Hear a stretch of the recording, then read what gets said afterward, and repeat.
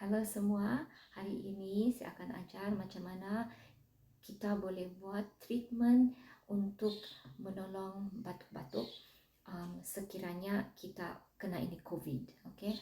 Sama ada kita kena COVID ataupun selsema biasa dan kita batuk-batuk begitu kan. Okay, ini treatment yang boleh menolong atau bukan saja boleh menolong tapi boleh menyembuhkan kita daripada batuk-batuk. Sama ada batuk kering ataupun batuk yang ada ada phlegm atau mucus di dalam kita punya dada, di dalam chest. So bahan utama yang kita perlu ialah bawang. Okay, ini bawang merah yang besar yang saya ada, yang paling besar yang saya ada.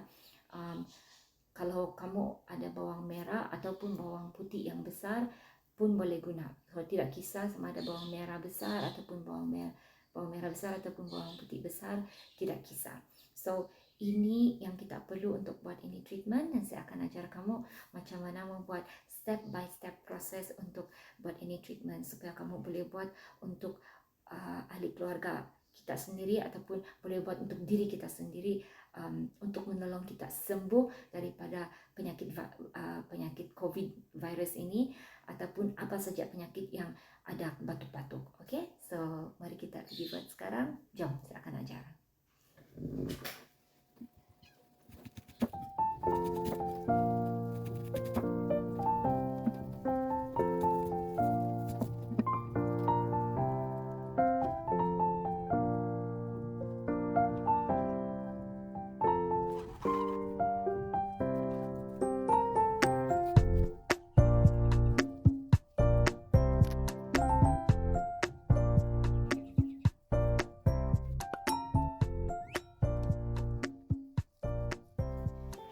Okay, so sekarang kamu sudah nampak macam mana membuat itu treatment, dan kamu nampak sendiri yang sangat senang kan. Dan treatment ini sangat menolong sebab bawang dia mengandungi sebatian sulfur yang boleh melawan lendir dan menolong supaya lendir ini senang dibatuk keluar.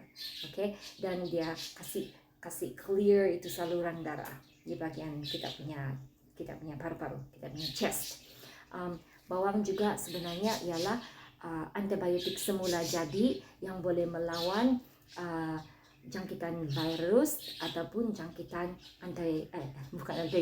jangkitan virus dan jangkitan bakteria, dan ia juga boleh kasih redah itu sakit tekak. Okay, so mesti cuba ini treatment sebab dia sangat senang. Dan bila sudah guna ini treatment kan, inilah rupa dia bila sudah siap. Kita boleh guna balik ini plastik, kita boleh recycle balik ini plastik, tapi jangan recycle ini bawang untuk masak, untuk apa-apa saja jangan recycle, ini perlu buang. Okay, so ini kita boleh recycle tapi bawang kita tidak boleh recycle balik. Okay, so saya harap ini treatment boleh menolong siapa-siapa kamu yang sakit, sama ada kamu dapat ini sakit COVID ataupun apa-apa sejak sakit yang ada batuk-batuk dengan kahak di dada. Okay, so selamat mencoba.